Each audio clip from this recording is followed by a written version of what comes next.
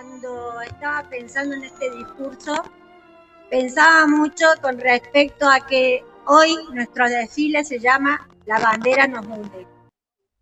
¿Y cuando nos une la bandera? La bandera nos une en este momento, que está todo el pueblo concentrado acá.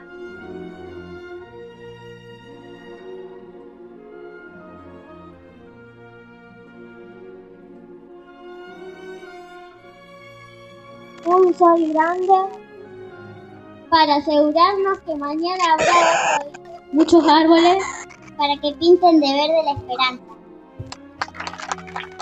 una mano Para que la den al que la necesita.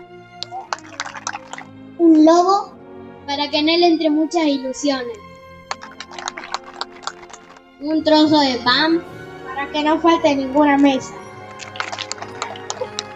una varita mágica Para curar a los enfermos. un amigo para jugar y abrazar.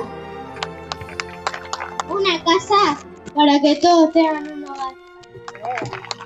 Muy bien.